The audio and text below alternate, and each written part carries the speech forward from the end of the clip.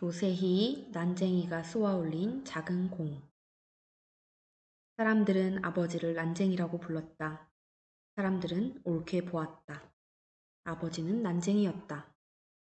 불행하게도 사람들은 아버지를 보는 것 하나만 옳았다. 그 밖의 것들은 하나도 옳지 않았다.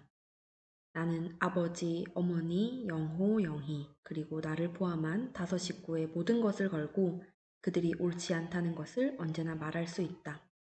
나의 모든 것이라는 표현에는 5식구의 목숨이 포함되어 있다. 천국에 사는 사람들은 지옥을 생각할 필요가 없다. 그러나 우리 5식구들은 지옥에 살면서 천국을 생각했다. 단 하루라도 천국을 생각해 보지 않은 날이 없다. 하루하루의 생활이 지겨웠기 때문이다. 우리의 생활은 전쟁과 같았다. 우리는 그 전쟁에서 날마다 지기만 했다. 그런데도 어머니는 모든 것을 잘 참았다. 그러나 그날 아침 일만은 참기 어려웠던 것 같다. 통장이 이걸 가져왔어요. 내가 말했다. 어머니는 조각마루 끝에 앉아 아침 식사를 하고 있었다. 그게 뭐냐? 철고 개고장이에요. 기어코 왔구나. 어머니가 말했다. 그러니까 집을 헐라는 거지. 우리가 꼭 받아야 할 것 중에 하나가 이제 나온 셈이구나. 어머니는 식사를 중단했다. 나는 어머니의 밥상을 내려다보았다. 보리밥에 까만 된장, 그리고 시든 고추 2개와 졸인 감자. 나는 어머니를 위해 철거 개고장을 천천히 읽었다. 어머니는 쪽마루 끝에 앉아 말이 없었다. 벽돌 공장의 높은 굴뚝 그림자가 시멘트 담에서 꺾어지며 좁은 마당을 덮었다. 동네 사람들이 골목으로 나와 뭐라고 소리치고 있었다. 통장은 그들 사이를 비집고 나와 방죽 쪽으로 걸음을 옮겼다. 어머니는 식사를 끝내지 않은 밥상을 들고 부엌으로 갔다. 어머니는 2 무릎을 고추 세우고 앉았다. 그리고 손을 들어 부엌 바닥을 1번 치고 가슴을 1번 쳤다. 나는 동사무소로 갔다. 행복동 주민들이 잔뜩 몰려들어 자기의 의견들을 큰 소리로 말하고 있었다. 들을 사람은 2-3밖에 안 되는데 수십 명이 거의 동시에 떠들어대고 있었다. 쓸데없는 짓이었다. 떠든다고 해결될 문제는 아니었다. 나는 바깥 게시판에 적혀있는 공고문을 읽었다. 거기에는 아파트 입주 절차와 아파트 입주를 포기할 경우에 탈 수 있는 이주 보조금 액수 등이 적혀 있었다. 동사무소 주인은 시장바닥과 같았다. 주민들과 아파트 거강꾼들이 한데 뒤엉켜 이리 몰리고 저리 몰리고 했다. 나는 거기서 아버지와 2 동생을 만났다. 아버지는 도장포 앞에 앉아 있었다. 영호는 내가 방금 물러선 게시판 앞으로 갔다. 영희는 골목 입구에 세워놓은 검정색 승용차 옆에 서 있었다. 아침 일찍 일들을 찾아 나섰다가 철거 개고장이 나왔다는 소리를 듣고 돌아온 것이었다. 누군들 이런 날 일을 할 수 있을까? 나는 아버지 옆으로 가 아버지의 공구들이 들어있는 부대를 들어메었다. 영호가 다가오더니 나의 어깨에서 그 부대를 내려 옮겨 메었다. 나는 아주 자연스럽게 그것을 넘겨주면서 이쪽으로 걸어오는 영희를 보았다. 영희의 얼굴은 발갛게 상기되어 있었다. 몇 사람의 거강꾼들이 우리를 둘러싸고 아파트 입주권을 팔라고 했다. 아버지가 책을 읽고 있었다. 우리는 아버지가 책을 읽는 것을 처음 보았다. 휴지를 쌌기 때문에 무슨 책을 읽었는지도 알 수 없었다. 영희는 허리를 굽혀 아버지의 손을 잡아 끌었다. 아버지는 우리들의 얼굴을 물끄러미 쳐다보더니 자리를 털고 일어났다. 난쟁이가 간다고 처음 보는 사람들이 말했다. 어머니는 대문 기둥에 붙어있는 알루미늄 표차를 떼기 위해 식칼로 못을 뽑고 있었다.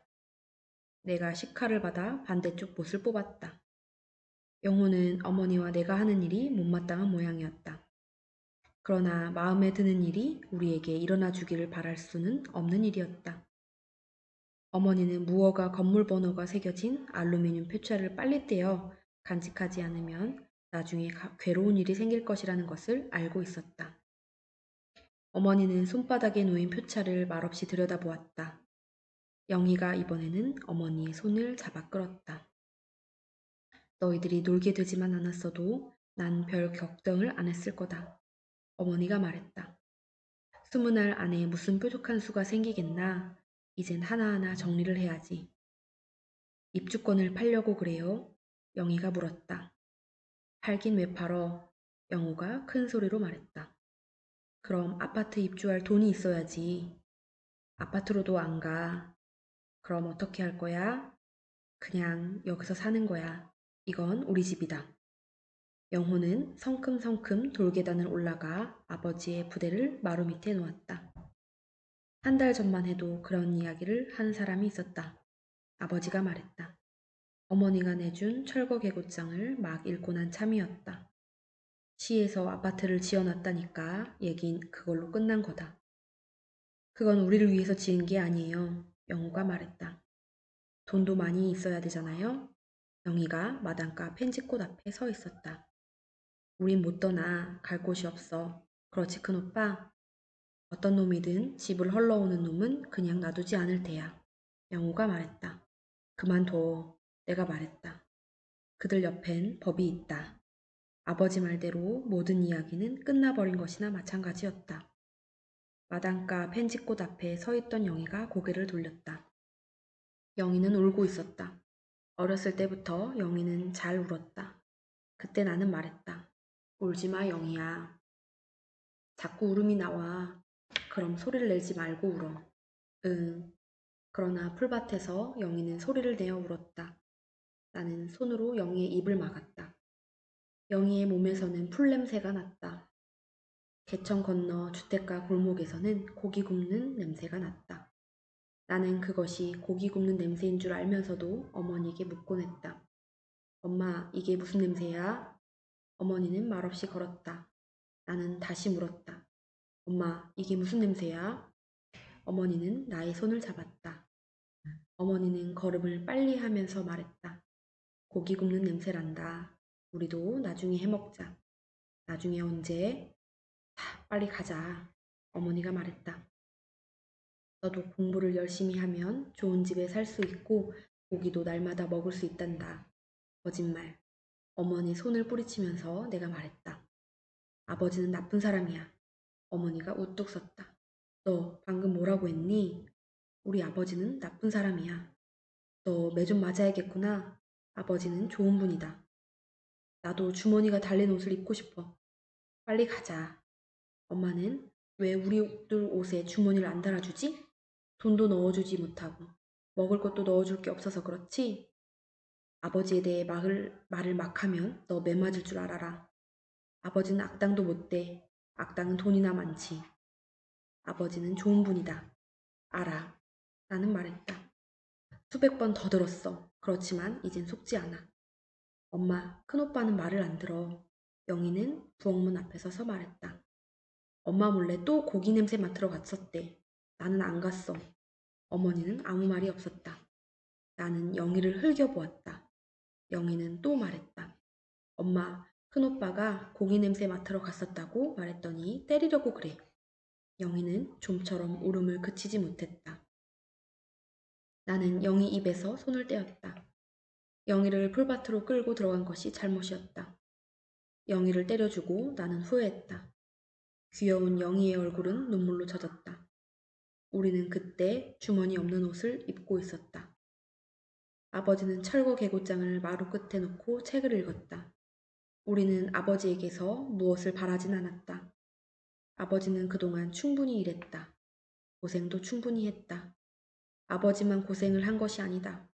아버지의 아버지, 아버지의 할아버지, 할아버지의 아버지, 그 아버지의 할아버지, 또 대대로 거슬러 올라간다. 그들은 아버지보다 더 심한 고생을 했을 수도 있다. 나는 공장에서 이상한 매매 문서가 든 원고를 조판한 적이 있다.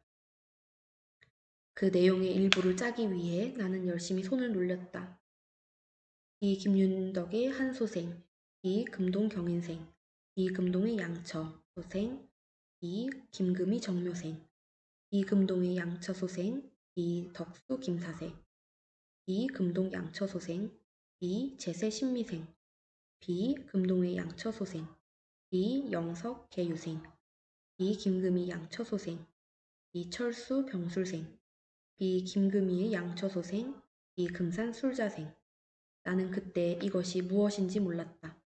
그 판을 짜고 다음 판을 짜 나가다가 겨우 알았다. 노비매매 문서의 한 부분이었다. 나는 열흘 동안 같은 책을 조판했다. 그 열흘 동안 나는 아버지와 아무 말도 하지 않았다. 어머니하고도 이야기를 하지 않았다. 나는 어머니의 어머니, 어머니의 할머니, 할머니의 어머니, 그 어머니의 할머니들이 최하층의 천인으로서 무슨 일을 해왔는지 알고 있었다. 엄머디라고 달라질 것은 없었다. 마음 편한 날 없고 몸은 몸으로 치러야 하는 노역은 같았다. 우리의 조상에 세습하여 신역을 바쳤다. 우리의 조상은 상속, 매매, 기증, 공출의 대상이었다. 어느 날 어머니는 나에게 말했다. 너희들은 엄마를 잘못 두어 이 고생이다. 아버지하고는 상관이 없단다. 어머니는 장남인 나에게만 말했다. 외할머니에게 들은 말을 나에게 전한 것이었다. 천년을 두고 우리의 조상은 자손들에게 이 말을 남겼다. 그러나 나는 알고 있었다. 아버지도 시종의 자식이었다. 할아버지의 아버지 때의 노비제는 사라졌다. 증조부 내외부는 아무것도 몰랐다. 나중에서야 해방을 맞았다는 것을 알았으나 두 분이 한 말은 오히려 저희들을 내쫓지 마십시오였다. 할아버지는 달랐다. 할아버지는 유습에서 벗어나려고 했다. 늙은 주인은 할아버지에게 집과 땅을 주었다. 그러나 쓸데없는 일이었다. 모르는 면에서는 할아버지나 증조부나 같았다. 증조부 때까지는 선조들이 살아온 경험이 도움이 되었으나 할아버지 때에는 그것이 도움을 주지 못했다. 할아버지에게는 어떤 교육도 없었고 경험도 없었다. 할아버지는 집과 땅을 잃었다. 할아버지도 난쟁이였어? 언젠가 영호가 물었다. 나는 영호의 머리를 쥐어 박았다. 좀 큰 영호는 말했다. 왜 지난 일처럼 쉬쉬하는 거야? 변한 것이 없는데 우습지도 않아? 나는 가만히 있었다. 영희는 손수건을 꺼내 두 눈에 대었다 떼었다. 아버지는 계속 책을 읽었다. 어머니는 뒷집 명희 어머니와 이야기하고 있었다. 얼마에 파셨어요? 17만 원 받았어요. 그럼 시에서 주겠다는 이주 보조금보다 얼마나 더 받은 셈이죠? 무슨 돈이 있다고. 분양 아파트는 58만 원이고 임대 아파트는 30만 원이래요. 거기다 어느 쪽으로 가든 매달 15,000원씩 내야 한대요. 그래 입주권을 다들 팔고 있나요? 영인에도 서두르세요. 어머니는 괴로운 얼굴로 서 있었다. 어머니를 명희 어머니가 다그쳤다. 저희는 내일이라도 떠날 준비가 돼 있어요. 영희네가 돈을 해준다면 집이야 도끼질 몇 번이면 무너질 테고. 영희는 눈에 다시 눈물이 개었다. 커도 마찬가지였다. 계집 애들은 잘 울었다. 내가 영희 옆으로 다가왔을 때 영희는 장독대 바닥을 가리켰다. 장독대 시멘트 바닥에 명희 언니는 큰오빠를 좋아한다고 씌어 있었다. 집을 지을 때 남긴 낙서였다. 영희가 웃었다. 우리에게는 그때가 제일 행복했다. 아버지와 어머니가 도랑에서 돌을 저었다. 그것으로 계단을 만들고 벽에는 시멘트를 쳤다. 우리는 아직 어려 힘드는 일을 못했다. 그래도 할 일이 많았다. 우리는 며칠 동안 학교에 가지 않았다. 하루하루가 즐거웠다. 처음 보는 사람들이 하루에도 몇 차례씩 때를 지어 동네를 돌았다. 그때만은 더러운 옷을 입은 어린 아이들도 울음을 그쳤다. 윽박지르는 주인의 기세에 눌린 개들도 짖기를 멈추고 뒤로 물러섰다. 온 동네가 조용해졌다. 갑자기 평화스러워져 어안이 벙벙할 정도였다. 나는 우리 동네에서 풍기는 냄새가 창피했다. 그들은 아버지에게 허리를 굽혀 인사했다. 그들과 악수할 때 아버지는 뒤꿈치를 들었다. 아버지가 어떤 자세를 취했건 상관이 없었다. 난쟁이 아버지가 우리들에게는 거인처럼 보였다. 너 봤지? 내가 물었다. 영호가 고개를 끄덕였다. 나도 봤어. 영희가 말했다. 그때 아버지에게 허리를 굽혀 인사한 사람은 개천에 다리를 놓고 도로를 포장하고 우리 동네 건물을 양성화시켜 주겠다고 말했다. 우리는 어른들을 따라 크게 손뼉을 쳤다. 다음 사람은 먼저 사람이 다리를 놓고 도로를 포장하겠다고 하니 구청장으로 보내고 자기는 이러이러한 나라 일을 하겠으니 그 일을 하게 해달라고 말했다. 어른들은 또 손뼉을 쳤다. 우리도 따라 쳤다. 커서까지 나는 그때 일을 종종 생각하고는 했다. 두 사람의 인상은 아주 진하게 나의 머릿속에 남았다. 나는 그들을 증오했다. 그들은 거짓말쟁이였다. 그들은 엉뚱하게도 계획을 내세웠다. 그러나 우리에게 필요한 것은 계획이 아니었다. 많은 사람들이 이미 많은 계획을 내놓았었다. 그런데도 달라진 것은 없었다. 서로 무엇을 이룬다고 해도 그것은 우리와는 상관이 없는 것이었을 것이다. 우리가 필요로 하는 것은 우리의 고통을 알아주고 그 고통을 함께 져줄 사람이었다. 그런 사람이 또 있겠니? 어머니가 말했다. 누구 말씀이세요? 영우가 물었다. 명희 엄마 말이다. 얼마나 고마우냐. 15만 원을 대줘 건넌방 전셋돈을 빼줬잖니? 명희 엄마, 명희 어머니는 담 너머에서 말했다. 섭섭하게 생각하지 말아요. 그럼요. 어머니가 말했다. 어떻게든 해드릴 테니 걱정 마세요. 그 돈이 보통 돈이유. 알고 있어요. 명희 생각을 하면 가슴이 메어져요. 나도 마찬가지였다. 명희 언니. 영희가 소리쳐 불렀었다. 놀러와. 우리 집에 놀러와. 새 집이라 좋지? 응. 네가 장독대에 써놓은 거 지우지 않으면 너희 집에 놀러가지 않을 거야. 지울 수가 없어. 왜? 세면이 굳어져서 못 지워. 그럼 난 안 가. 영희는 몹시 실망하는 눈치였다. 그러나 나는 명희를 만났다. 그때는 방죽 오른쪽은 숲이었다. 거기 앉아 있으면 숲 사이로 인쇄 공장의 불빛이 보였다. 그곳 공원들은 밤중에도 일을 했다. 네가 약속하면 허락할 테야. 명희가 말했다. 무슨 약속? 내가 물었다. 넌 저 공장에 나가면 안 돼. 미쳤어? 난 저 따위 공장엔 안 나가. 정말이다. 약속했어? 그래, 약속했어. 그럼 만져봐. 명희는 나에게 가슴을 맡겼다. 아주 작은 가슴이었다. 네가 처음이야. 명희가 말했다. 내 가슴을 만져본 사람은 너밖에 없어. 나는 왼팔로 명희의 어깨를 안고 오른손으로 그의 가슴을 만졌다. 동그스름한 가슴이 따뜻했다. 아무에게도 말하면 안 돼. 명희가 속삭이듯 말했다. 그의 입김이 귀 밑에 느껴졌다. 말 안 할게. 동생한테도 말하지 마. 말 안 해. 네가 비밀을 지키고 아까 한 약속을 지키면 네가 하고 싶은 대로 하게 해줄 테야. 정말이지? 정말이야. 지금 다른 데 만지면 안 되니? 그런데 명희는 만날 때마다 힘이 없어 보였다. 어떤 때는 정신없이 가만히 앉아만 있었다. 왜 그러니? 나는 걱정이 되었다. 너 어디 아프니? 아니. 그럼 왜 그래? 우리 집 밥은 먹기가 싫어. 왜? 질렸어. 그럼 넌 죽어. 죽고 싶어. 명희야, 난 저 따위 공장엔 안 나갈 거야. 공부를 해서 큰 회사에 나갈 테야. 약속해. 배가 고파. 작은 명희가 웃으며 말했다. 뭐가 먹고 싶니? 내가 물었다. 명희는 나의 손을 잡았다. 그 애는 나의 손가락을 하나하나 짚어가며 말했다. 사이다, 포도, 라면, 빵, 사과, 계란, 고기, 쌀밥, 김. 명희는 나의 손가락 하나를 마저 짚지 못했다.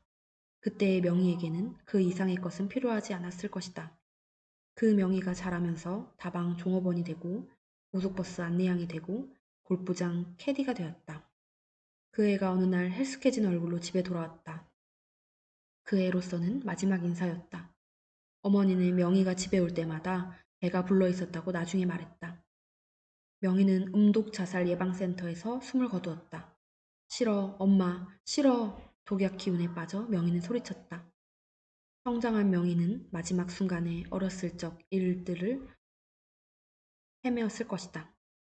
그 애가 남긴 예금 통장에 19만 원이 들어있었다. 15만 원이야요. 명희 어머니가 말했다. 우선 건너방 사람들을 내보내세요. 어머니는 돈을 받아들었다. 아무 말도 못했다. 헐릴 집이라는 걸 알면서 새들어올 사람이 있겠어요? 그래서 그래요. 모진 소리 더 듣지 말고 우선 나가겠다는 사람은 내보내세요. 이게 어떤 돈인데? 명희 언니는 큰오빠를 좋아했어. 명희가 말했다. 큰오빠도 알았지? 그만둬. 명희가 기타를 쳤다. 나는 벽돌 공장 굴뚝 위에 떠있는 달을 보았다. 나의 라디오는 고장이 났다. 며칠 동안 나는 방송통신고교의 강의를 받지 못했다. 나는 명희와의 약속을 지킬 수 없었다. 중학교 3학년 초에 학교를 그만두었다. 더 이상 나갈 수 없었다. 아버지와 어머니는 내가 공부를 계속하기를 바랬다. 그러나 밀어줄 힘이 없었다. 자세히 보면 아버지는 같은 또래의 사람들보다 많이 늙어 보였다. 우리 식구들밖에 모르는 일이었다. 아버지의 신장은 117cm, 체중은 32kg이었다. 사람들은 이 신체적 결함이 주는 선입관에 사로잡혀 아버지가 늙는 것을 몰랐다. 아버지는 스스로 황혼기에 접어들었다는 체념과 우울에 빠졌다. 실제로 이가 망가져 잠을 못 이루는 밤이 많았다. 눈도 어두워지고 머리에 숱도 많이 빠졌다. 의욕은 물론 주의력과 판단력도 줄었다. 아버지가 평생을 통해 해온 일은 5가지다. 채권 매매, 칼 갈기, 고층 건물 유리 닦기, 펌프 설치하기, 수도 고치기이다. 이 일들만 해온 아버지가 갑자기 다른 일을 하겠다고 했다. 서커스단의 일이었다. 아버지는 처음 보는 꼽주 한 사람을 데리고 와 여러 가지 이야기를 했다. 처음 얼마 동안은 그의 조수를 일하면 된다고 했다. 두 사람은 자기들이 무대 위에서 해야 할 연기에 대해 이야기했다. 그러자 어머니가 아버지에게 대들었다. 우리들도 아버지를 성토했다. 아버지는 힘없이 물러섰다. 꼽추는 멍하니 앉아 우리를 보았다. 꼽추는 눈물이 핑 돌아갔다. 그의 뒷모습은 아주 쓸쓸해 보였다. 아버지의 꿈은 깨어졌다. 아버지는 무거운 부대를 메고 일을 찾아 나갔다. 그날 저녁이었다. 애들아, 엄마가 우리를 부르렀다. 아버지의 음성이 이상해지셨어. 왜 그러세요? 내가 물었다. 아버지는 아무 말 안 했다. 약방을 다녀와야겠다. 어머니가 봉당으로 내려섰다. 백반을 사와. 아버지가 말했다. 아버지의 목소리 같지 않았다. 아주 짧은 혀가 안으로 말려드는 소리를 냈다. 어머니가 히비탄 트로키라는 약을 사왔다.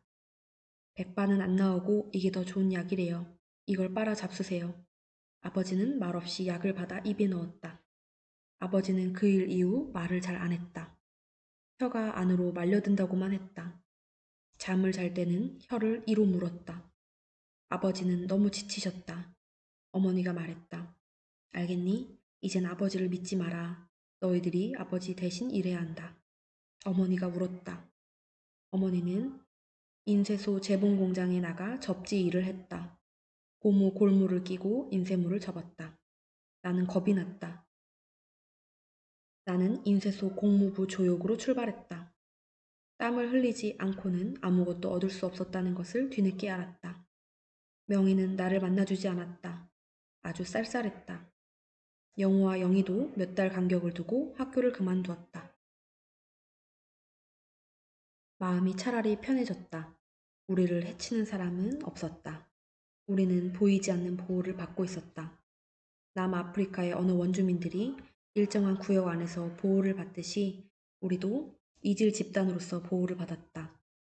나는 우리가 이 구역 안목, 약물, 해판의 과정을 거쳐 정판에서 일했다. 영호는 인쇄에서 일했다. 나는 우리가 한 공장에서 일하는 것이 싫었다. 영호도 마찬가지였다. 그래서 영호는 먼저 철공소 조수로 들어가 잔심부름을 했다. 가구 공장에서도 일했다. 그 공장에 가 일하는 영호를 보았다. 뽀얀 톱밥 먼지와 소음 속에 있는 작은 영호를 보고 나는 그만두라고 했다. 인쇄 공장의 소음도 무서운 것이었으나 그곳에는 톱밥 먼지는 없었다. 우리는 죽어라 일했다. 우리의 팔목은 공장 안에서 긁어갔다. 영희는 그때 큰 길가 슈퍼마켓 한쪽에 자리 잡은 빵집에서 일했다. 우리가 고맙게 생각한 것은 환경이 깨끗하다는 것 하나뿐이었다. 영희는 하늘색 빵집 제복을 입고 일했다. 영호와 나는 유리창 밖에서 영희가 일하는 것을 보았다. 영희는 예뻤다. 사람들은 영희가 난쟁이의 딸이라는 것을 믿지 않으려고 했다. 우리는 무슨 일이든 공부는 해야 한다고 생각했다. 공부를 하지 않고는 이 구역에서 벗어날 수가 없다고 생각했다. 세상은 공부를 한 자와 못한 자로 너무나 엄격하게 나뉘어져 있었다. 끔찍할 정도로 미개한 사회였다. 우리가 학교 안에서 배운 것과는 정반대로 움직였다. 나는 무슨 책이든 손에 잡히는 대로 읽었다. 정판에서 식자로 올라간 다음에는 일을 하다 말고 원고를 읽는 버릇까지 생겼다. 동생들에게도 필요하다고 느껴지는 것을 판을 들고 가 몇 벌씩 교정세에 내기도 했다. 영호와 영희는 나의 말을 잘 들었다. 내가 가져다 준 교정세를 동생들은 열심히 읽었다. 실제로 우리가 이 노력으로 잃은 것은 하나도 없었다. 나는 고입 검정고시를 거쳐 방송통신고교에 입학했다. 그해 늦가을 밤 아버지는 나를 작은 나무배에 태우고 방죽 안으로 들어갔다. 아버지는 말없이 노만 저었다. 돌아와요. 영희가 마당에서 소리쳤다. 그 배 위험해요. 그러나 아버지는 방죽 한가운데로 노를 저어갔다. 손을 흔드는 영희의 모습이 희미하게 떠올랐다. 나는 방죽의 물이 별빛을 받아 반짝이는 것을 보았다. 배 안으로 물이 스며들고 있었다. 우리는 언덕 위에 교회를 지을 때 나무 널빤지를 훔쳐왔다. 영호와 나는 한밤중에 깨어 널빤지를 훔쳐왔다. 영희는 잠자리에 들기 전에 철조망 안으로 기어들어가 널빤지를 훔쳐왔다. 교회 건물 안은 말짱했다. 그런데 우리의 배는 망가져 물이 스며들었다. 영희는 아버지를 걱정했다. 나는 수영을 할 줄 알았다. 아버지는 방죽 한가운데서 노를 세웠다. 스며든 물이 우리의 발목을 넘어 찼다. 나는 신발을 벗어 물을 퍼냈다. 아버지가 내 신발을 빼앗았다. 아버지는 웃고 있었다. 영수야, 아버지가 말했다. 어제 왔던 꼽추 아저씨 생각나니? 언제요? 어제. 나는 다른 신발을 벗어서 또 물을 퍼냈다. 아버지가 다시 내 손을 막았다. 전 모르겠어요. 내가 말했다. 모르는 척 해도 쓸데없어. 난 다 안다. 뭘 아신단 말씀이에요? 어제가 아니라 이미 3년 반 전의 일이었다. 생전 처음 보는 꼽추였다. 그런데 아버지는 말했다. 그 아저씨와 전에도 일을 했었어. 아주 큰 바퀴를 탔었다. 아버지, 무슨 말씀을 하시는 거예요? 그런 일이 언제 있었어요? 너는 장남이야. 장남인 네가 믿지 않으니까 두 동생도 믿질 않아. 어머니도 모르시는 일이에요. 얘야, 아버지가 말했다. 너만은 알고 있어야 한다. 너희 어머니는 병이야. 어제 왔던 꼽추 아저씨가 또 올 거다. 나를 막지 마. 다른 일을 이제 힘이 들어 못하겠다. 너는 내가 언제까지나 수도 파이프를 갈아입고 펌프머리를 들어 달 수 있을 거라고 믿니? 높은 건물에서 줄을 타고 내려오는 일도 할 수가 없어. 이젠 안 돼. 아버지는 일을 안 하셔도 돼요. 저희들이 일을 하잖아요. 누가 너희들 일을 하라고 했니? 아버지는 말했다. 너희들은 학교에만 나가면 돼. 그게 너희들이 할 일이다. 알았어요, 아버지. 내가 말했다. 이제 그 신발을 주세요. 아버지는 나를 쳐다보다가 신발을 내주었다. 나는 물을 퍼냈다. 어제 꼽추 아저씨는 나를 도와줄 생각으로 왔었어. 내일 또 올 거다. 너희들이 그 아저씨를 처음 본다는 건 말도 안 돼. 우리는 함께 일했었다. 생각나지 않니? 아예 힘으로 나를 윽박지를 생각은 하지 마라. 그 아저씨가 왔던 게 언제라고요? 어제. 그 노를 주세요. 아버지는 세워들고 있던 노를 나에게 주었다. 나는 말할 수 없었다. 처음 본 꼽추였다고 해도 믿지 않았을 것이다. 어제가 아니라 3년 반 전의 일이라고 해도 아버지는 믿지 않았을 것이다. 나는 조심스럽게 노를 저었다. 물가에 닿기 전에 배는 가라앉았다. 나는 아버지를 안고 수초 사이를 헤쳐나갔다. 우리는 물에 젖어 온몸을 떨고 있는 아버지를 어머니에게 맡겼다. 아버지를 어머니 이상으로 간호할 사람은 이 세상에 없었다. 아버지는 병이세요. 내가 말했다. 닥쳐라. 어머니가 말했다. 언제나 알아듣겠니? 아버지는 지치셔서 그런 거야. 그해 겨울을 아버지는 방 안에서 났다. 나는 배를 끌어 내 말뚝에다 메었다. 날이 추워지자 울 안으로 끌어들였다. 그날 밤 방죽이 얼었다. 밤에 명희 어머니가 또 왔다. 명희 엄마, 명희 어머니가 말했다. 조금만 기다려보세요. 입주권이 자꾸 올라요. 아침에 17만 원 했던 게 18만 5천 원으로 뛰었어요. 우리는 괜히 먼저 팔아가지고 손해만 봤어요. 저런 15,000원이나. 어머니는 낮에 떼어놓았던 알루미늄 표차를 종이로 쌌다.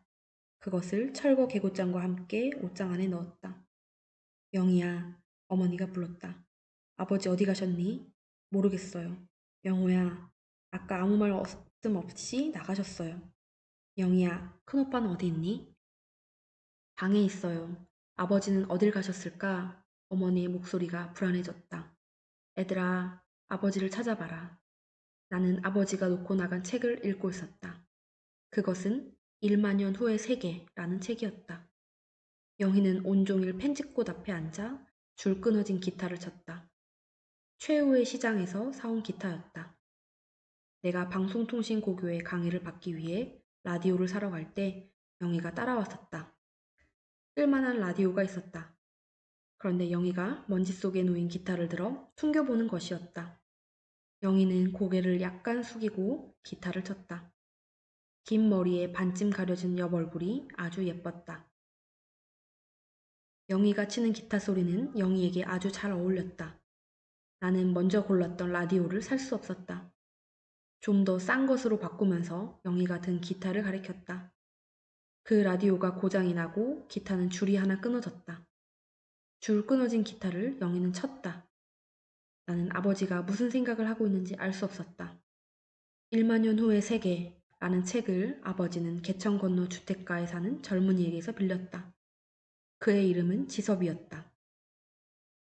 지섭은 밝고 깨끗한 주택가 3층 집에 살았다. 지섭은 그 집 가정교사였다. 아버지와 그는 서로 통하는 데가 있었다. 지섭이 하는 말을 나는 들었었다. 그는 이 땅에서 우리가 기대할 것은 이제 없다고 말했다. 왜? 아버지가 물었다. 지섭이 말했다. 사람들은 사랑이 없는 욕망만 가지고 있습니다. 그래서 단 한 사람도 남을 위해 눈물을 흘릴 줄 모릅니다. 이런 사람들만 사는 땅은 죽은 땅입니다. 하긴, 아저씨는 평생 동안 아무 일도 안 하셨습니까?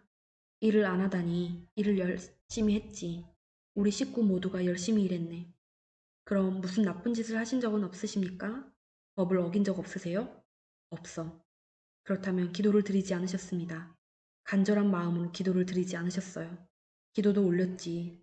그런데 이게 뭡니까? 뭐가 잘못된 게 분명하죠? 불공평하지 않으세요? 이제 이 죽은 땅을 떠나야 됩니다. 떠나다니 어디로? 달나라로. 얘들아, 어머니의 불안한 음성이 높아졌다. 나는 책을 덮고 밖으로 뛰어나갔다. 영호와 영희는 엉뚱한 곳을 찾아 헤매고 있었다. 나는 방주가로 나가 곧장 하늘을 쳐다보았다. 벽돌 공장의 높은 굴뚝이 눈앞으로 다가왔다. 그 맨 꼭대기에 아버지가 서 있었다. 바로 한 걸음 정도 앞에 달이 걸려 있었다. 아버지는 피뢰침을 잡고 발을 앞으로 내밀었다. 그 자세로 아버지는 종이 비행기를 날렸다. 나는 방죽과 풀섭에 엎드려 있었다. 온몸이 이슬에 젖어 축축했다. 조금만 움직이면 잡초에 맺힌 이슬방울이 나의 몸에 떨어졌다. 한밤을 나는 방죽과 풀섭에 엎드려 세웠다. 아무것도 볼 수 없었다. 어둠이 조금씩 뒷걸음쳐 가기 시작했다. 마지막 밥을 우리의 집에서 보내지 못했다는 아픔이 목을 타고 올라왔다. 동네는 아직 깊은 잠에 빠져 있었다. 그러나 나는 더 이상 기다릴 필요가 없었다. 비행 접시를 타고 온 외계인들이 영희를 태워갔다는 소문은 터무니없는 것이었다. 나는 처음부터 그 소문을 믿지 않았다. 얘들아, 어머니가 말했다. 이러고만 있으면 어떻게 할 거냐? 찾아봐도 없는 걸 어떻게 해요? 내가 말했다. 나는 헐어버린 이발관집 공터에서 주정뱅이를 만났다. 찾아봐야 쓸데없는 일이야. 정말 보셨어요? 암 봤다니까. 주정뱅이는 말을 잘 못했다. 그는 심하게 딸꾹질을 해댔다. 영희를 보았다는 사람은 아저씨밖에 없어요. 그러니까 자세히 좀 말씀해 주세요. 너희 아버지는 알고 있어. 아버지도 모르세요. 그럴 리가 없다. 너희 아버지가 신호를 보내서 비행 접시가 왔던 거야. 더 이상 들을 필요가 없었다. 그런데도 나는 그곳에 서 있었다. 굉장히 큰 접시였지. 그 밑에서 나온 괴물들이 영희를 끌어올렸어. 순식간에. 나중에 알아보았더니 그게 비행 접시라는구나. 주정뱅이는 계속 딸꾹질을 해댔다. 그만두세요. 내가 말했다. 그럼 찾아보렴. 주정뱅이가 말했다. 네 동생이 어디 있는지 찾아봐. 있을 턱이 없지. 나는 목이 말라 잠시 깼었어. 그 시간에 잠을 깰 사람은 나밖에 없다. 그들은 영희를 태우고 순식간에 날아갔다.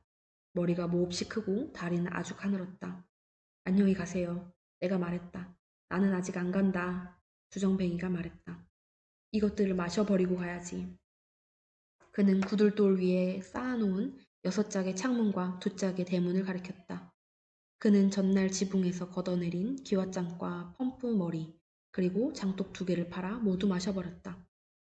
우리 동네 주민들의 3분의 2 이상이 이미 집을 헐어버리고 떠났다. 나는 풀섭에서 몸을 일으켰다. 방죽이 울음소리가 들렸다. 나는 풀어지지도 않은 신발끈을 고쳐매고 몇 번 껑충껑충 뛰었다. 대문을 열고 나온 형이 방죽길을 따라 걸어왔다. 두 어깨가 축 늘어져 있었다. 힘을 내, 형. 내가 말했다. 이건 힘으로 할 일이 아니다. 형이 말했다. 그럼 뭐야? 용기야? 형은 점심시간에 식사를 하지 않고 나를 찾아왔다. 우리는 기계실 뒤에 쪼그리고 앉아 이야기했다. 우리가 말을 할 줄 몰라서 그렇지 이것은 일종의 싸움이다. 형이 말했다. 형은 말을 근사하게 했다. 우리는 우리가 받아야 할 최소한도의 대우를 위해 싸워야 돼. 싸움은 언제나 옳은 것과 옳지 않은 것이 부딪혀 일어나는 거야. 우리가 어느 쪽인가 생각해봐. 알아. 형은 점심을 굶었다. 점심시간이 30분밖에 안 되었다. 우리는 한 공장에서 일했지만 격리된 생활을 했다. 공원들 모두가 격리된 상태에서 일만 했다. 회사 사람들은 우리의 일량과 성분을 하나하나 조사해 기록했다. 그들은 점심시간으로 30분을 주면서 10분 동안 식사하고 남는 20분 동안은 공을 차라고 했다. 우리 공원들은 좁은 마당에 나가 죽어라 공만 찼다. 서로 어울리지 못하고 간격을 둔 채 땀만 뻘뻘 흘렸다. 우리는 제대로 쉬지도 못하고 일했다. 공장은 우리에게 일방적으로 원하기만 했다. 탁한 공기와 소음 속에서 밤중까지 일을 했다. 물론 우리가 금방 죽어가는 상태는 아니었다. 그러나 작업 환경의 악조건을 우리는 나타냈다.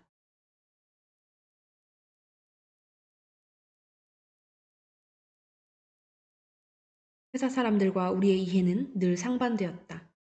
사장은 종종 불황이라는 말을 사용했다.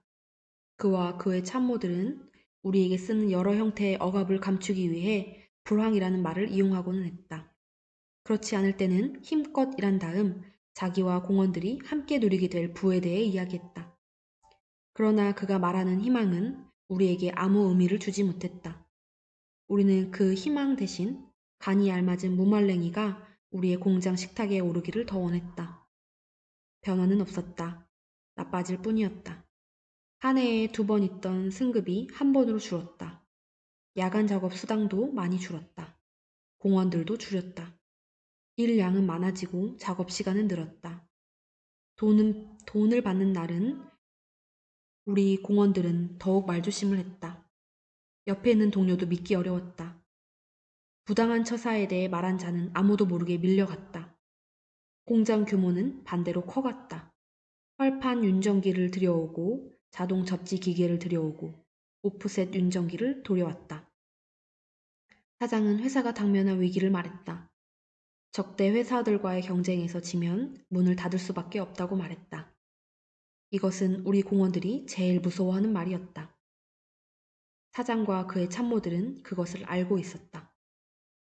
그것은 생각만 해도 무서운 일이었다. 큰 공장이 문을 닫으면 수많은 공원들은 갈 곳이 없었다. 작은 공장들이 채용할 인원은 한정이 되어 있었다. 나는 돈도 못 벌고 놀게 될지도 모른다. 새로운 일터를 찾는다고 해도 낯선 곳이다. 작은 공장이라 작업장은 더 나쁘고 돈도 오르지 않은 채 받는 액수보다 훨씬 적을 수가 있다. 생각만 해도 끔찍한 일이다. 공원들 대부분이 어린 나이에 들어와 중요한 성장기의 3, 4년을 이 공장에서 보냈다. 익힌 기술에 빼놓으면 성장의 기반이랄 것이 없다. 우리 공원들은 우리가 아는 것만큼 밖에는 사물을 이해하지 못했다. 아무도 땀으로 다진 기반을 잃고 싶어 하지 않았다. 회사 사람들은 우리가 생각하는 것을 싫어했다. 공무원들은 일만 했다. 대다수 공무원들이 변화가 일어날 수 없는 상태를 인정했다. 무엇 하나 일깨워줄 사람도 없었다. 어른들도 자기들의 경험을 들려줄 것이 없었다. 마음속에서는 옳은 것이 실제에서는 반대 방향으로 움직여지는 것만을 그들은 보았었다. 우리는 너무나 모르는 것이 많았다. 사장에게는 다행한 일이었다. 그 집 식구들은 정원 잔디를 기계로 밀어서 깎았다. 그 집 정원에서는 손질이 잘 된 나무들이 밝은 햇빛을 받아 무럭무럭 자랐다. 그 집 나무들은 나무종합병원에서 나온 나무 의사들이 돌보았다. 나도 나무병원 앞을 지나가 본 적이 있다. 간판에 귀대개 나무는 건강합니까? 라고 쓰여 있었다. 그 밑에는 작은 글씨로 병충해 구제 진단, 생리적 피해 진단, 외과 수술, 건강 유지 관리라고 쓰여 있었다. 함께 지나던 어린 S 조역이 말했다. 우리 집에는 나무가 없습니다. 나는 건강하지 못합니다. 우리는 허리를 잡고 웃었다. 무엇이 그렇게 웃었는지 모른다. 어른 조역은 그때 거의 날마다 코를 흘렸다. 형은 옷옷을 벗어 나의 등에 얹어주었다. 풀섭으로 들어선 형의 바짓가랑이도 이슬에 젖었다. 영희를 보았다는 사람은 주정뱅이 아저씨밖에 없었어. 변명하듯 내가 말했다. 비행 접시가 내렸다는 곳이 여기야. 그래, 밤새도록 뭘 봤니? 형은 내가 그 아저씨 말을 믿었던 것 같아? 아니, 사전 아살대가 있어야지. 그만 들어가자. 형은 영희가 왜 집을 나간 것 같아? 너희들 때문이야. 어머니는 말했다. 너희들이 핑핑 놀고 있기 때문에 나갔어. 돈도 없고 집도 없고 모든 게 너희들 책임이야. 다른 아이들은 멀쩡하게 남아서 일을 하는데 너희들은 왜 쫓겨났니? 어딜 가면 꼭 말을 하고 나갔었잖아. 나는 영희가 나간 이유를 알 수 없어. 참을 수가 없었겠지. 형이 말했다. 형은 괴로운 표정을 지었다. 형은 언제나 나보다 생각이 깊었다. 아는 것도 많았다. 학교를 그만두자 더 많은 책을 읽었다. 아버지가 난쟁이만 아니었다면 형은 학자가 될 사람이었다. 형은 틈만 있으면 책을 읽었다. 나는 형을 위해 기계에서 돌아 나오는 인쇄물을 접어다 주곤 했다. 아주 어려운 것도 형은 참고 읽었다. 돈을 타면 헌책방에 가서 사다 읽기도 했다. 책은 형에게 무엇이든 주었다. 형은 고민하는 사나이의 표정을 종종 지어 보이곤 했다. 내가 이해할 수 없는 것들을 공책에 옮겨 적기도 했다. 형의 공책에는 다음과 같은 것들도 적혀 있었다. 폭력이란 무엇인가? 총탄이나 경찰 공봉이나 주먹만이 폭력이 아니다. 우리의 도시 한 귀퉁이에서 젖먹이 아이들이 굶주리는 것을 내버려 두는 것도 폭력이다. 반대 의견을 가진 사람이 없는 나라는 재난의 나라이다. 누가 감히 폭력에 의해 질서를 세우려는가? 17세기 스웨덴의 수상이었던 악셀 옥센스티르나는 자기 아들에게 말했다. 얘야, 세계가 얼마나 지혜롭지 않게 통치되고 있는지 아느냐? 사태는 옥센스티르나의 시대 이래로 별로 개선되지 않았다. 지도자가 넉넉하게 생활을 하게 되면 인간의 고통은 잊어버리게 된다. 따라서 그들의 희생이라는 말은 전혀 위선으로 변한다. 나는 과거의 착취와 야만이 오히려 정직하였다고 생각한다.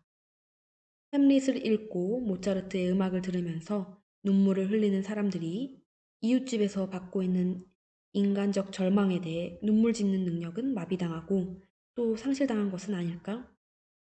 세대와 세기가 우리에게는 쓸모도 없이 지나갔다. 세계로부터 고립되었기 때문에 우리는 세계의 어느 무엇 하나 주지 못했고 가르치지도 못했다. 우리는 인류의 사상에 아무것도 첨가하지 못했고 남의 사상으로부터는 오직 기만적인 겉껍질과 쓸모없는 가장자리 장식만을 취했을 뿐이다. 지배한다는 것은 사람들에게 무엇인가 할 일을 준다는 것, 그들로 하여금 그들의 문명을 받아들이게 할 수 있는 일, 그들이 목적 없이 공허하고 황량한 삶의 주의를 방황하지 않게 할 어떤 일을 준다는 것이다. 나는 형을 알 수가 없었다. 내가 공책을 읽는 동안 형은 고민하는 사나이의 표정을 지었다. 그야말로 의젓한, 고민하는 사나이의 얼굴이었다. 나는 웃음이 나오려는 것을 억지로 참았다. 형은 나의 무지와 어리석음을 비웃었을 것이다. 도대체 이걸로 뭘 하겠다는 거야? 내가 물었다. 영호야, 아버지가 말했다. 너도 형처럼 책을 읽어라.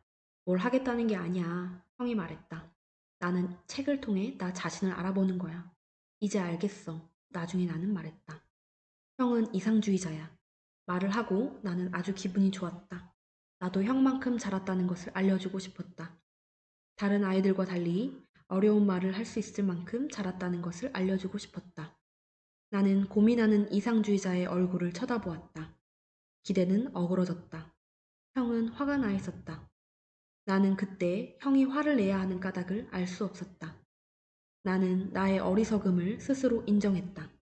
우리는 난쟁이의 아들이었다. 형은 어깨를 축 늘어뜨리고 풀섭해서 나갔다. 나는 돌멩이를 집어 방죽을 향해 던졌다. 소리 없이 물방울만 올랐다. 마당에서 나는 계속 돌멩이를 던졌다. 영호야, 어머니가 말했다. 그 돌멩이질은 그만두고 동회 앞에나 나가봐라. 가보나 마나예요. 1시간 전에 22만 원 했는데 또 올랐겠어요? 그래도 가봐. 25만 원이면 팔겠다고 그래. 나는 다시 돌멩이를 집어 방죽을 향해 던졌다. 동사무소 앞에 사람들이 몰려 있었다. 승용차도 몇 대 서 있었다. 그곳에는 두 부류의 사람밖에 없었다. 입주권을 팔려는 사람과 사려는 사람이었다. 팔려는 사람들은 초조한 얼굴로 거강꾼들의 눈치만 보았다. 한결같이 영양이 나쁜 얼굴들이었다. 거기서는 눈물 냄새가 났다. 나는 눈물 냄새를 가슴으로 맡았다. 누가 나의 팔을 끼었다. 영희였다. 영희는 햇볕에 발갛게 탄 얼굴을 옆으로 저어 보였다. 잠실까지 갔다 오는 길이었다.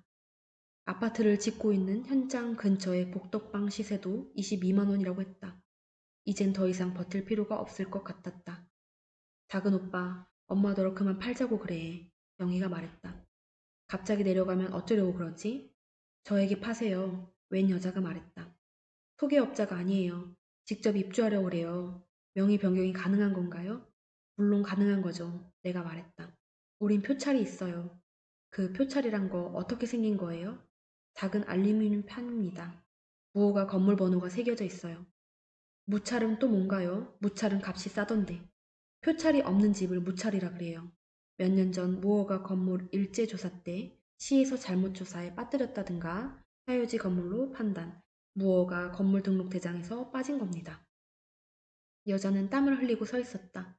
손수건으로 땀을 찍어내며 게시판을 가리켰다. 무허가 건물 명의 변경 신청 양식이 붙어 있었다. 그 밑에는 갖추어야 할 구비 서류가 적혀 있었다.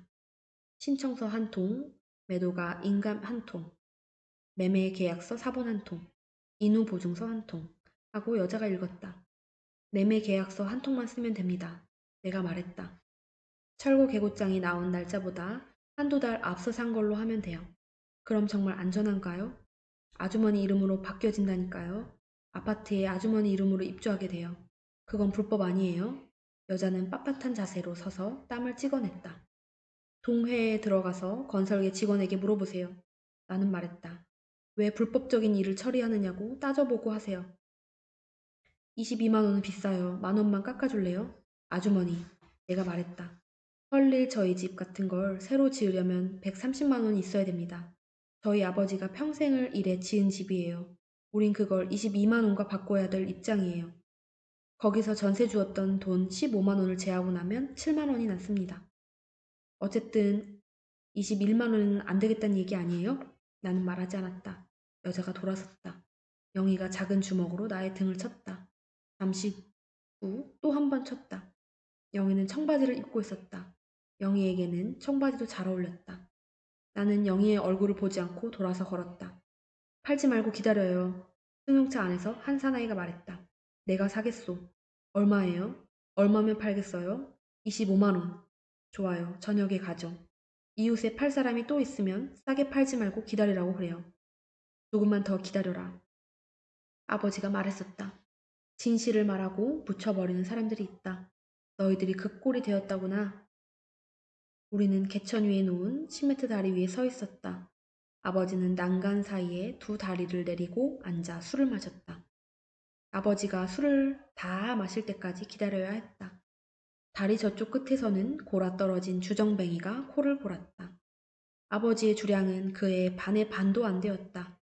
그날 밤 아버지는 주정뱅이 주량의 반을 마셨다. 밤이 늦어 동네 사람들은 불을 끄고 잠자리에 들었다. 두 집만 깨어 있었다. 주정뱅이네 집과 우리 집이었다. 나는 아버지가 술에 취해 돌아갈 것 같았다. 형도 아버지가 든 술병을 빼앗아 버리지 못했다. 나는 아버지가 마지막 눈을 감은 날의 일을 생각했다. 죽음은 모든 것의 끝이다. 언덕 위 교회의 목사는 달랐다. 그는 인간의 숭고함, 고통 구원을 말했다. 나는 인간이 죽은 다음에 또 다른 생을 시작한다고 그의 말을 이해할 수 없었다. 아버지에게는 숭고함도 없었고 구원도 있을 리 없었다. 고통만 있었다. 나는 형이 조판한 노비 매매 문서를 본 적이 있다. 확실히 아버지만 고생을 한 것이 아니다. 아버지와 어머니는 자식들이 전혀 새로운 삶을 시작하길 바랐다. 그러나 우리는 이미 첫 번째 싸움에서 져버렸다. 나는 내가 마지막 눈을 감는 날의 일도 생각했다. 나는 아버지만도 못할 것이다. 아버지와 아버지의 아버지, 아버지의 할아버지, 할아버지의 아버지, 그 아버지 할아버지들은 그들 시대의 성격을 가졌다. 나의 몸은 아버지보다도 작게 느껴졌다. 나는 작은 어릿광대로 눈을 감을 것이다. 아무도 우리에게 할 일을 주려고 하지 않았다. 사람들은 우리가 공장 안으로 들어가려는 것을 막았다. 사장과 그의 참모들은 회의실 창가에 서서 우리를 내다보았다. 그들이 우리의 일을 빼앗았다. 그러니까 다시 얘기를 해보자. 아버지가 말했다. 너희 둘만 남았었다 이거지? 처음엔 함께 일손을 놓고 사장을 만나談판하기로 했던 아이들이 너희들을 배반해 너희 둘만 남았었다 이거 아니야? 술은 그만 드세요 아버지. 내가 말했다. 잘했어. 아버지는 다시 병을 기울여 술을 마셨다. 너희도 잘했고 그 아이들도 잘했다. 저희들 먼저 들어갈래요. 그래 들어가라. 들어가서 너희 엄마를 내보내. 그럴 필요 없어요. 어머니였다. 어머니는 주정뱅이의 몸에 걸려 넘어질 뻔했다. 잘한다. 어머니가 말했다. 둘이서 아버지도 제대로 모시지 못하는구나. 가만히 있어. 아버지는 빈 술병을 다리 밑으로 던졌다. 얘들이 오늘 훌륭한 일을 했어. 사장을 만나 얘기를 했대. 회사가 잘 되려면 몇 사람의 몫이 필요하다고 말이야. 그리고 사장에게 당신이 당하고 싶지 않은 일을 공원들에게 강요하지 말라고 한 거야. 이 말 뜻을 엄마가 알까? 응? 아버지, 그게 아니에요. 내가 말했다. 우리는 아무도 만날 수 없었어요. 얘기가 먼저 새버려 그냥 쫓겨났을 뿐이에요. 마찬가지야. 아버지가 큰 소리로 말했다. 사장을 만났으면 그런 말을 했을 거 아니야? 그렇지? 대답해봐. 네. 작은 목소리로 내가 대답했다. 들었지? 엄마 들었어? 걱정할 거 없어요. 어머니가 말했다. 얘들은 이제 인류 기술자예요. 어느 공장에 가든 돈을 벌 수 있어요. 모르는 소리 하지 마. 모르는 소리는 왜 모르는 소리예요. 공장도 옮겨보는 게 좋아요. 그게 안 된다니까. 벌써 공장끼리 연락이 돼 있어. 똑같은 공장들이야. 얘들을 받아줄 공장이 없어. 얘들이 오늘 무슨 일을 했는지 당신이 알아야 돼. 그만두세요. 얘들이 무슨 반역죄라도 지은 것처럼 야단이에요. 뭐라고? 가자. 형은 시멘트 다리를 성큼성큼 걸어 건넜다. 그 끝에서 골아떨어진 주정뱅이를 일으켜 업었다. 다리를 휘청거리면서도 넘어지지 않았다. 형은 지난 며칠 동안 제대로 먹지 못했다. 잠도 잘 못 잤다. 혓바늘이 돋고 입맛을 잃었다. 밤에도 머리가 맑아져 잠을 이루지 못했다. 이제 그 보상을 받기 시작했다. 형은 주정뱅이네 마루에다 주정뱅이를 내려놓았다. 어린 딸이 눈을 비비며 나와 아버지를 받아 눕혔다. 우리는 골목을 나와 밤 공기를 크게 들이마셨다. 어머니가 아버지를 업고 가는 것이 보였다. 형은 돌아서면서 두 손으로 머리를 눌렀다. 공원들은 여느 때와 마찬가지로 좁은 마당에 나와 공을 쳤다. 그들은 우리 쪽에서 고개를 돌리려고 하지 않았다. 20분이 지나자 땀을 뻘뻘 흘리며 작업장으로 몰려 들어갔다. 이게 뭐람? 혼잣말처럼 형이 중얼거렸다. 저녁에 다른 이야기를 하면 안 됩니다. 승용차 안에 사나이가 말했다. 25만 원이면 아무 말 안 해요. 내가 말했다. 그날 밤 승용차 안에 사나이가 우리 동네의 나머지 입주권을 모두 사버렸다. 그는 다른 투기업자들이 22만 원에 사는 것을 25만 원씩 주고 모두 사버렸다. 그날 밤에도 영희는 펜치꽃 앞을 25만 원씩 주고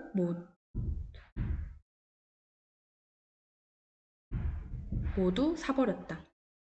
그날 밤에도 영희는 펜치꽃 앞에 앉아 기타를 쳤다. 영희는 펜치꽃 두 송이를 따 하나는 기타에 꽂고 하나는 머리에 꽂았다. 그리고 꼼짝도 하지 않고 기타만 쳤다. 사나이가 아버지에게 담배를 권했다. 25만 원이 분명하죠? 어머니가 물었다. 사나이를 따라온 나이 든 사람이 검은 가방을 열어 돈을 보여주었다. 그는 마루에 앉아 매매 계약서를 썼다. 어머니가 방으로 들어가 서류가 든 봉투와 도장을 가지고 나왔다. 아버지는 계약서 매도자란에 라고 쓰고 도장을 눌렀다. 나이 든 사람은 아버지의 이름을 제대로 읽지 못했다. 아버지 이름이 갖는 아픈 바람의 뜻을 그가 알 리 없었다. 어머니는 소중하게 싸두었던 것들을 하나하나 넘겨주었다. 식칼 자국이 난 표찰, 아침 수저를 놓고 가슴을 3번 치게 한 철거 개구장, 집을 헐값에 버리기 위해 생전 처음 내본 인감증명 2통, 미리 서명해 두었던 명의 변경 신청서, 힘 하나 없는 식구들의 이름과 나이가 차례대로 적혀있는 주민등록본 2통. 마당가 펜지꽃 앞에 앉아있던 영희가 고개를 숙였다. 사나이가 돈을 내밀었다. 어머니는 머리를 저으며 뒤로 물러앉았다. 아버지가 그것을 받았다. 꼭 3초 동안 들고 있다가 어머니에게 넘겨주었다. 어머니는 두 손으로 돈을 받아들었다. 다음 날 아침 명희 어머니는 사람들을 시켜서 집을 헐었다. 어머니가 15만 원을 갚았다. 두 부인은 손을 마주잡은 채 아무 말도 못했다. 용달차가 좁은 골목을 뚫고 들어와 명희네 짐을 실었다. 명희 어머니가 치마를 올려 눈물을 닦았다. 에휴, 정이란 게 뭔지. 명희 어머니가 말했다. 정이란 게 이렇게 더러운 게라오. 그 말이 우리의 눈에 고춧가루를 뿌렸다. 용달차가 집 앞을 지나갔다. 아버지는 오른손을 반쯤 올렸다 내렸다. 왼손에는 책이 들려 있었다. 지섭의 책에 아버지의 손때가 까맣게 묻었다. 아버지와 지섭은 우리에게 대기권 밖을 날아다니는 사람들로 보였다. 두 사람은 하루에도 몇 번씩 달을 왕복했다. 살기가 너무 힘들다. 아버지가 말했었다. 그래서 달애가 천문대 일을 보기로 했다. 내가 할 일은 망원 렌즈를 지키는 일이야. 달에는 먼지가 없기 때문에 렌즈 소재 같은 것도 할 필요가 없지. 그래도 렌즈를 지켜야 할 사람은 필요하다. 아버지, 도대체 그런 일이 가능할 것 같아요? 내가 말했다. 넌 이때까지 뭘 배웠니? 아버지가 말했다. 뉴턴이 그 중요한 법칙을 발표하고 3세기가 지났어. 너도 그걸 배웠지? 초등학교 때부터 배웠어. 그런데 우주에 관한 기본 법칙을 전혀 모르는 사람처럼 말하는구나. 그런데 누가 아버지를 달에 모시고 가겠대요? 지섭이 미국 휴스턴에 있는 존슨 우주센터에 편지를 냈다. 그곳 관리인 로스 씨가 답장을 보내올 거야. 후년에 우주계획 전문가들과 함께 달에 가게 될 거다. 그 책을 돌려주세요. 내가 말했다. 그리고 그 사람 말을 믿지 마세요. 그는 미쳤어요. 이 책의 사진을 봐라. 이 사람은 프란시스 베이컨이고 이 사람은 로버트 고다드다. 당시 사람들이 미치고 아이로 지목했던 인물들이야. 이 미친 사람들이 어떤 업적을 남겼는지 아니? 몰라요. 넌 학교에서 죽은 교육을 받았어. 어쨌든 그 책을 돌려주세요. 너희들은 내가 이 땅에서 끝까지 고생하다 바짝 마른 몰골로 죽기를 바라고 있지? 힘든 일에 눌려 허우적거리다 숨을 거두기를 바라고 있는 건 아니니? 마음대로 생각하세요. 너희들은 왜 지섭에게 아무것도 배울 생각을 하지 않니? 도대체 뭘 배우라는 말씀이에요? 로브스 씨의 편지를 받기 전에 보여줄 것이 있다. 지섭에게 말해서 쇠공을 쏘아 올려 보여주마. 없지? 네. 찾지도 못하면서 밤새도록 어디가 있었니? 나는 돌멩이를 집어 다시 방죽을 향해 던졌다. 어머니도 기진에 다른 말을 못했다. 형이 어머니의 등을 밀면서 대문 안으로 들어갔다. 조용한 아침이었다. 100여 채의 집이 헐리고 남은 것은 몇 채 안 되었다. 우리도 영희만 집을 나가지 않았다면 전날 떠났을 것이다. 철거 일을 어겨야 할 다른 이유는 없었다. 행복동 생활의 마지막 며칠은 우리에게 악몽과 같았다. 우리는 영희를 찾아 헤매었다. 영희를 본 사람은 없었다. 영희는 가방도 들지 않고 집을 나갔다. 갖고 나간 것은 줄 끊어진 기타와 펜지꽃 2송이 뿐이었다. 나는 좀 큰 돌멩이를 집어 던졌다. 이번에도 소리를 들을 수 없었다. 잔 물결이 수초 사이로 밀려왔다. 지섭이 이발관집 공터를 지나 곧장 걸어오고 있었다. 그의 손에 쇠고기가 들려 있었다. 대문 앞까지 나온 아버지가 그의 손을 잡고 들어갔다. 아버지가 쇠고기를 부엌안 어머니에게 넘겨주었다. 부엌안에 연기가 자욱했다. 형이 안쪽 아궁이 앞에 엎드려 불을 피우고 있었다. 형은 눈물을 씻으면서 일어나 아궁이에 나무를 넣었다. 어머니는 밖으로 나와 눈물을 씻었다. 우리는 며칠 동안 명인의 집에서 나온 나무를 쪼개 떼었다. 형은 명인의 안방 문설주를 쪼개 아궁이에 넣고 나왔다. 형의 몸에서 연기 냄새가 났다. 아버지가 밭은 기침을 했다. 아버지가 지섭은 아무 말도 하지 않았다. 지섭은 아버지에게 빌려준 책을 읽었다. 아버지는 그가 감옥살이를 했다고 말했었다. 아버지에 의하면 그는 잘못한 것도 없이 감옥에 갔었다. 그는 마루에 걸터 앉아 책을 읽었다. 형과 나는 시멘트담 앞에 서서 밖을 내다보았다. 집들이 보였다. 형과 나는 시멘트담 앞에 서서 밖을 내다보았다. 집들이 보였다. 그 바른 쪽은 슈퍼마켓이 있는 큰 길이다. 영희가 한때 일한 빵집이 보였다. 형과 내가 유리창 밖에서 본 영희는 정말 예뻤다.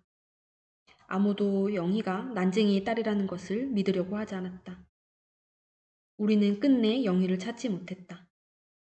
부엌에서 고깃국 끓는 냄새가 났다. 고기 굽는 냄새도 났다. 어머니가 상을 내려 행주질을 했다. 동사무소 앞에 사람들이 서 있었다. 쇠망치를 든 사람들이었다. 그들이 헐어버린 집들 공터를 가로질러 우리 집을 향해 오고 있었다. 내가 대문을 잠갔다. 어머니가 밥상을 차렸다. 형이 상을 들어다 마루에 놓았다. 형은 나를 걱정했다. 괜한 걱정이었다. 그들이 쇠망치로 머리를 내리친다고 해도 나는 가만히 있었을 것이다. 아버지가 먼저 수저를 들었다. 그 옆자리에서 지섭이 수저를 들었다. 어머니는 마루 끝에 앉아 국을 마셨다. 형과 나는 밥을 국에 말았다. 대문을 두드리는 소리가 들렸다. 우리는 꼼짝도 하지 않고 식사를 했다. 영희가 이 시간에 어디서 어떤 식탁을 대하고 있는지 우리는 알 수 없었다. 우리의 밥상에 우리 선조들 때부터 묶어 흘려보낸 시간들이 올라앉았다. 그것을 잡아 칼날로 눌렀다면 피와 눈물 그리고 힘없는 웃음소리와 밭은 기침소리가 그 마디마디에서 흘러 떨어졌을 것이다. 대문을 두드리던 사람들이 집을 싸고 돌았다. 그들이 우리의 시멘트 담을 쳐부수었다. 먼저 구멍이 뚫리더니 담은 내려앉았다. 먼지가 올랐다. 어머니가 우리들 쪽으로 돌아앉았다. 우리는 말없이 식사를 계속했다. 아버지가 구운 쇠고기를 형과 나의 밥그릇에 넣어주었다. 그들은 부연 시멘트 먼지 저쪽에 서서 우리를 지켜보았다. 그들은 안으로 들어오지 않았다. 그대로 서서 우리의 식사가 끝나기를 기다렸다. 어머니가 부엌으로 들어가 숭늉을 떠왔다. 아버지와 지섭이 숭늉을 마셨다. 숭늉을 다 마시자 어머니가 밥상을 들었다. 내가 먼저 내려가 잠갔던 대문을 열었다. 어머니는 밥상을 들고 밖으로 나갔다. 형이 이불과 옷가지를 싼 보따리를 메고 뒤따라 나갔다. 쇠망치를 든 사람들은 무너진 담 저쪽에서 말없이 지켜보고 있었다. 우리는 어머니가 싸놓은 짐을 하나하나 밖으로 끌어냈다. 어머니가 부엌으로 들어가 조리, 식칼, 도마들을 들고 나왔다. 마지막으로 아버지가 나왔다. 아버지는 아버지의 공구들이 들어있는 부대를 메고 나왔다. 쇠망치를 든 사람들 앞에 쇠망치 대신 종이와 볼펜을 든 사나이가 서 있었다. 그가 아버지를 보았다. 아버지가 바른 손을 들어 집을 가리키고 돌아섰다. 쇠망치를 든 사람들이 집을 쳐부수기 시작했다. 한꺼번에 달라붙어 집을 쳐부수었다. 어머니는 돌아앉아 무너지는 소리만 들었다. 북쪽 벽을 치자 지붕이 내려앉았다. 지붕이 내려앉을 때 먼지가 올랐다. 뒤로 물러섰던 사람들이 나머지 벽에 달라붙었다. 아주 쉽게 끝났다. 그들은 쇠망치를 놓고 땀을 씻었다. 사나이가 종이에 무엇인가 써넣었다. 지섭이 들고 있던 책을 아버지에게 주었다. 그는 사나이를 향해 걸어갔다. 방금 무슨 일을 하셨습니까? 지섭이 물었다. 사나이는 몇 초 후에야 지섭의 말을 알아들었다.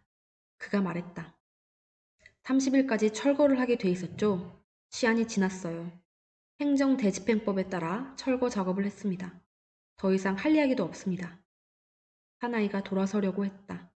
지섭이 재빨리 말했다. 지금 선생이 무슨 일을 지휘했는지 아십니까? 편의상 500년이라고 하겠습니다. 1000년도 더 될 수 있지만 방금 선생은 500년이 걸려 지은 집을 헐어버렸습니다. 5년이 아니라 500년입니다. 그 500년이란 게 도대체 뭡니까? 사나이가 물었다. 모르시겠어요? 지섭이 물었다. 그만 비켜요. 당신이 덫을 놓았습니다. 당신이 아니라면 당신 상부에서 100여 세대 이상이 여기다 생활터전에 잡는 것을 몰랐어요? 덫을 놓은 게 아닙니까? 가서 말해요. 내가 치더라고. 설마 하고 서 있던 사나이는 고개를 돌리지 못했다. 지섭의 주먹이 사나이의 앞면에 정통으로 들어갔다. 사나이는 두 손으로 얼굴을 감싸며 상체를 수그렸다. 두 손 사이로 피가 흘러내렸다. 수그린 사나이를 지섭이 또 쳤다. 사나이는 앞으로 푹 쓰러졌다. 우리가 말릴 사이도 없었다. 쇠망치를 든 사람들도 마찬가지였다. 그들은 뒤늦게 몰려와 지섭에게 달려들었다. 여러 사람이 한꺼번에 치고 받고 밟았다. 형과 내가 나설 차례였다. 그런데 아버지가 우리의 팔을 잡아 끌었다. 놔둬라. 아버지가 말했다. 아는 사람이 말하게 해라. 형과 나는 아버지에게 팔을 잡힌 채 보았다. 일은 간단히 끝났다. 사나이는 일어나고 지섭은 땅에 죽은 듯 쓰러져 있었다. 사람들이 지섭을 일으켜 세웠다. 어머니가 갑자기 몸을 떨면서 울었다. 지섭의 얼굴은 피에 젖었다. 피는 머리에서 얼굴로 흘러내렸다. 그들이 지섭을 끌고 갔다. 그들은 올 때처럼 곧바로 공터를 가로질러 갔다. 동사무소를 지나 큰 길 쪽으로 나가는 것이 보였다. 아버지가 돌아서더니 들고 있던 책을 형에게 주었다. 아버지가 그들을 향해 걸어갔다. 아버지의 작은 그림자가 아버지를 따라갔다. 나는 더 이상 견딜 수가 없었다. 잠이 나를 눌러왔다. 나는 부서진 대문 한 짝을 끌어내 그 위에 엎드렸다. 햇살을 등에 느끼며 나는 서서히 잠에 빠져들었다. 우리 식구와 지섭을 제외하고 세 개는 모두 이상했다. 아니다. 아버지와 지섭이마저 좀 이상했다. 나는 햇살 속에서 꿈을 꾸었다. 영희가 펜지꽃 두 송이를 공장 폐수 속에 던져넣고 있었다. 거실에 걸려있는 부엉이가 4번을 울었다. 이렇게 긴 밤을 새워보기는 처음이다. 한 밤에 비하면 지금까지의 나의 17회는 얼마나 긴 것인가. 그러나 큰오빠가 셈해본 우리 선조 대대로의 세월에 비하면 17회는 아무것도 아니다. 선조 대대로의 세월도 마찬가지다. 아버지는 달에 가서 천문대 일을 보게 될 것이라고 말했었다. 달에서는 머리카락도 선명하게 볼 수 있다. 지섭의 책에 의하면 머리카락좌의 성우는 50억 광년 저쪽에 있다. 50억 광년에 나의 17회를 대보일 수는 없다. 1000년이라고 해야 모레 몇 알이 될지 모른다. 50억 광년이라면 나에게는 영원이다. 나는 영원을 어떻게 느낄 수 없다. 영원히 죽음과 어떤 관련이 있다면 나는 죽음을 통해 그것을 조금 이해할 수 있을지 모른다. 내가 죽음을 생각할 때 떠오르는 장면이 있다. 사막으로 이어지는 지평선이다. 어둘녘에 모래 섞인 바람이 분다. 선 하나로 표시될 그 지평 끝에 내가 알몸으로 서 있다. 다리를 약간 벌리고 팔을 안으로 끌어들였다. 머리도 반쯤 숙여 나의 머리카락이 나의 가슴을 덮었다. 눈을 감고 열을 세면 나의 모습은 사라지고 없다. 바람 부는 회색의 지평선만 남는다. 이것이 내가 아는 죽음이다. 이러한 죽음이 영원과 무관할 리가 없다. 우리의 생활은 회색이다. 집을 나온 다음에야 나는 밖에서 우리의 집을 들여다볼 수 있었다. 회색에 감싸인 집과 식구들은 축소된 모습을 나에게 드러냈다. 식구들은 이마를 맞댄 채 식사하고 이마를 맞대고 이야기했다. 작은 목소리라 나는 알아들을 수 없었다. 아버지의 실제 모습보다도 작게 축소된 어머니가 부엌으로 돌아가다 말고 하늘을 쳐다보았다. 하늘까지 회색이다. 나는 나 자신의 독립을 꿈꾸고 집을 뛰쳐나온 것이 아니다. 집을 나온다고 내가 자유로워질 수는 없었다. 밖에서 나는 우리 집을 들여다볼 수 있었다. 끔찍했다. 두 오빠와 마찬가지로 나도 학교를 그만두었다. 그 직전에 읽은 부독본에 다음과 같은 것이 있었다. 물, 물. 어디를 보나 물뿐. 그러나 한 방울도 마실 수 없다. 배를 잃은 늙은 수부가 바다에 떠 있었다. 물 가운데서 그는 목말라 했다. 밖에서 회색에 쌓인 축소된 집과 축소된 식구들을 들여다보고 늙은 수부를 생각했다. 그와 똑같았다. 나는 침대에서 일어났다. 침대가 흔들렸으나 나는 걱정하지 않았다. 그는 깊은 잠에 빠져 있었다. 나는 만약을 위해 한 번 더 약병의 뚜껑을 열고 수건을 대어 흔들었다. 그 수건으로 그의 입과 코를 가볍게 누르고 열을 세었다. 처음 일이 떠올랐다. 그는 나이 든 사람이 매매 계약서를 쓰는 동안 내 옆에 서 있었다. 아버지가 이름을 쓰고 도장을 누를 때도 내 옆에 있었다. 철거 계곡장이 날아온 날 내가 동사무소 앞으로 달려갔을 때부터 그는 나를 보았다. 어머니가 소중하게 싸두었던 것들을 내 가슴 쪽을 살짝 건드렸다. 어머니가 두 손으로 돈을 받아들고 있었다. 내가 참았다. 나는 방죽과 골목길을 빠져 동사무소 앞으로 갔다. 낮에 그렇게 붐비던 사람들이 하나도 없었다. 그의 승용차는 게시판 앞에 세워져 있었다. 나는 승용차 앞에 서서 그를 기다렸다. 그는 그의 사람들에게 둘러싸여 큰 소리로 이야기하며 내려왔다. 나를 보자 우뚝 섰다. 나이 든 사람이 검은 가방을 넘겨주었다. 그는 그의 사람들을 돌려보내고 나를 향해 걸어왔다. 나를 기다렸나? 그가 물었다. 나는 고개를 끄덕였다. 왜? 우리 거도 그 안에 있어요? 내가 검은 가방을 가리키며 물었다. 이 안에 있겠지. 그걸 따라 나왔어요. 어떻게 하려고? 나는 할 말이 없었다. 어떻게 할 테야? 난 가야 하는데.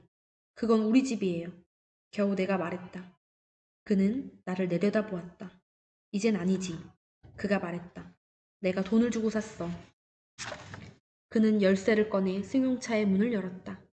검은 가방을 넣고 그는 차에 올라탔다. 내가 손바닥으로 유리문을 두드렸다. 그가 반대쪽 문을 열었다. 나는 그의 차에 올라탈 때에서야 기타를 들고 나왔다는 것을 알았다. 그가 기타를 받아서 뒷자리에 놓아주었다. 그는 동사무소 앞에서 차를 돌려 나갔다.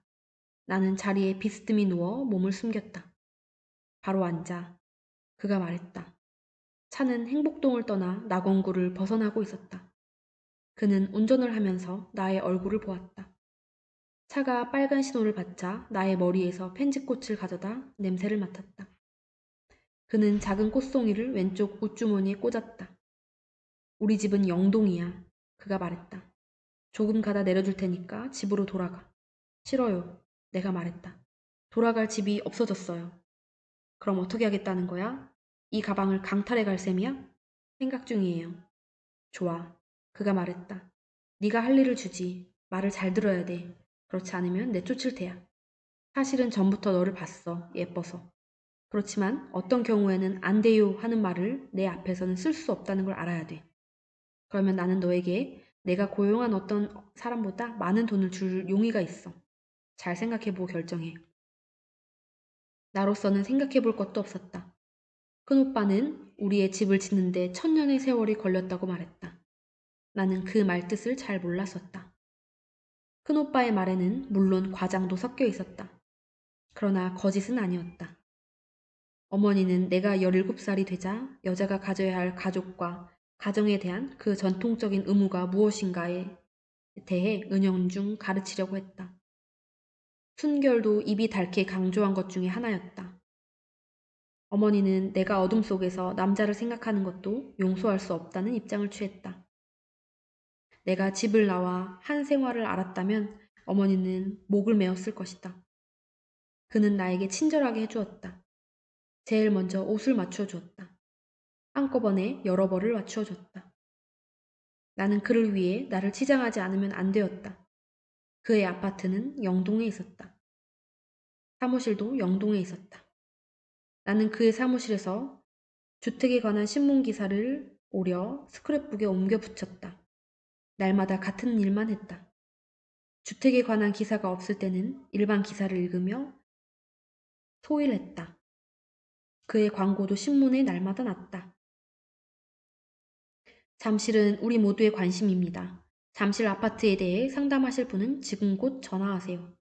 은하는 당신의 성실한 부동산 안내자입니다. 은하부동산. 주택 분양 고하고도 났다. 신천호대교 잠실지구. 강남 1로에 붙은 급속도 발전 지역. 꿈이 깃든 주택을 염가 분양 중이오니 이 기회를 이용하십시오. 은하주택. 그는 무서운 사람이었다. 29에 못하는 일이 없었다. 그는 재개발 지구의 표를 거의 몰아 사들이다시피 했다. 영동 일대에 잡아놓은 땅도 많았다. 그의 집은 부자였다. 지금 자기가 하는 일은 작은 훈련에 지나지 않는다고 나에게도 말했었다. 그는 아버지 회사로 들어가 더 큰 일을 해야 할 사람이었다. 밤에 아파트로 돌아오면 집으로 전화를 하곤 했다. 그 전화선 저쪽 끝에 그의 아버지가 앉아 있었다. 그는 아버지에게 자기가 한 일을 보고하고 자문도 구했다. 그는 거의 차렷 자세로 아버지에게 전화를 걸었다. 전화가 끝나면 그의 고용인들이 정리한 대장을 하나하나 검토했다.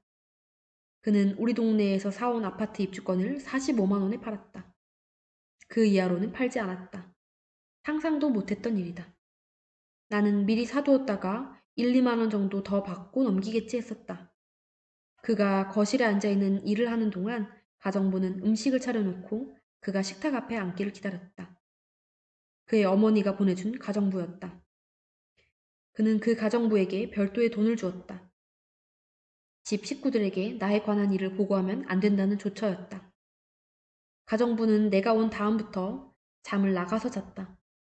나는 처음 약속대로 안 돼요라는 말을 그에게 하지 않았다. 아무도 그에게 안 돼요라고 말하지 못했다. 나는 전혀 다른 세상 사람과 생활하고 있었다. 우리는 출생부터 달랐다. 나의 첫 울음은 비명으로 들렸다고 어머니는 말했다. 나의 첫 호흡이 지옥의 불길처럼 뜨거웠을지도 모를 일이다. 나는 모태에서 충분한 영양을 보급받지 못했다. 그의 출생은 따뜻한 것이었다. 나의 첫 호흡은 상처난 곳에 산을 흘려넣는 아픔이었지만 그의 첫 호흡은 편안하고 달콤한 것이었다. 성장 기반도 달랐다. 그에게 선택할 것이 많았다. 나나 두 오빠는 주어지는 이외의 것을 가져본 경험이 없다. 어머니는 주머니가 없는 옷을 우리들에게 입혔다. 그는 자라면서 더욱 강해졌지만 우리는 자라면서 반대로 약해졌다. 그가 나를 원했다. 그는 원하고 또 원했다. 나는 밤마다 알몸으로 잠을 잤다. 나는 밤마다 꿈을 꾸었다. 꿈속에서 오빠들은 다른 공장에 취직이 되어 일을 나갔다. 아버지는 하루에도 몇 번씩 달을 왕복했다. 잠이 든 듯 만 듯한 상태에서 나는 어머니의 목소리를 듣곤 했다. 영희야, 넌 집을 나가 뭘 하고 있는 거냐? 그러면 나는 대답했다. 그의 금고 속에 우리 아파트 입주권이 들어있어요. 그걸 맨 밑으로 내려놨어요. 아직 팔리지 않았어요. 팔리기 전에 그걸 꺼내가지고 갈래요. 그의 금고 번호를 알아놨어요. 누가 너더러 그런 짓을 하라고 했니? 빨리 일어나 옷을 입어라. 안 돼요, 엄마. 우린 성남으로 가기로 했다. 빨리 일어나라. 안 돼요. 너의 증조 할머니, 동생 한 분이 알몸 시체로 수리조합 본물에 막혀 있었단다. 왜 그랬는지 아니? 주인 서방과 잠자리를 함께 했기 때문이야. 주인 여자가 너의 증조 할머니 동생을 삼해질에 줍게 숨지게 했단다. 엄마, 전 달라요. 같아. 달라요. 같아. 달라요. 넌 이제 그것 때문에 망한다. 어린 게 그것을 좋아해. 그래요, 전 좋아요. 망할 것. 몸부림치다 눈을 떠보면 밤중이었다. 그는 깊은 잠에 빠져 깨어날 줄 몰랐다. 나의 몸에서는 그의 정액 냄새가 났다. 그는 나를 좋아했다. 그는 어린 나를 좋아했다. 그는 완전하게 나를 좋아했다. 그래서 나는 도덕적인 고통에서 벗어날 수 있었다. 나는 그의 금고에서 우리의 것을 꺼냈다. 그의 금고 속에는 돈과 권총과 칼이 함께 들어있었다. 나는 돈과 칼도 꺼냈다. 나는 달 천분대 밑에 쪼그리고 앉아있는 아버지의 모습을 상상했다. 아버지는 이미 50억 광년 저쪽에 있는 머리카락 자의 성운을 보았는지 모른다. 50억 광년이라면 나에게는 영원이다. 영원에 대해서 나는 별로 할 말이 없다. 한밤이 나에게는 너무나 길었다. 나는 그의 얼굴에서 수건을 떼고 약병의 뚜껑을 닫았다. 나에게 더없이 고마운 약이었다. 첫날 그 약이 괴로워하는 나의 몸을 마취시켜 잠속으로 몰아넣었었다. 그래서 나는 그의 처음 표정을 볼 수 없었다. 나는 손가방을 열어 그 안의 것들을 확인했다. 모두 가지런히 넣어져 있었다. 나는 옷을 입었다. 머리가 어지러웠다. 방문을 열고 거실로 나갔다. 그를 돌아보지 않았다. 내가 가지고 가야 할 것은 이제 없었다. 집을 나올 때 입었던 옷, 윗굽이 다른 신발, 큰오빠가 사준 줄 끊어진 기타는 이미 그 집에 없었다. 나는 심호흡을 하고 현관문을 열었다. 밖으로 나가 반대로 밀었다. 문은 닫히면서 스스로 잠겼다. 날이 밝으려면 아직 멀었다. 나는 아파트 앞에서 택시를 기다려 탔다. 택시는 불을 켜고 빈 영동 거리를 달렸다. 어지러워 눈을 감았다. 제3 한강교를 건널 때 나는 차를 세웠다. 문을 열고 나가자 시원한 공기가 몽롱한 정신을 일깨워 주었다. 나는 난간을 짚고 이제 희뿌연 빛을 반사하며 흘러가는 강물을 내려다보았다. 운전기사가 따라 나와 난간에 기대어 섰다. 그 자세로 담배를 피우며 나를 보았다. 날이 밝기 시작했다. 아버지가 누워 난 한겨울 동안 어머니는 취로장에 나가 일했다. 어머니가 집을 나설 때마다 맞았던 그 새벽의 빛깔을 이제 알았다. 자갈 채취선에서 날카로운 금속성이 들려왔다. 내가 탄 택시는 남산 터널을 빠져 시내를 가로질러 달렸다. 죄인들은 아직 잠자고 있었다. 이 거리에서 구할 자비는 없었다. 나는 낙원구에서 내렸다. 나는 낙원구의 거리와 골목을 걸으며 시간을 보냈다. 마지막으로 다방에 들어가 차를 마셨다. 차를 마시면서 아버지의 도장이 찍힌 매매 증서를 꺼내 찢었다. 우리가 어렸을 때 이 일대는 채마밭이었다. 나는 차를 마시고 채마밭 위에 깔아놓은 포장도로를 따라 가서 서는 것을 건설개원이 힐끗 보았다.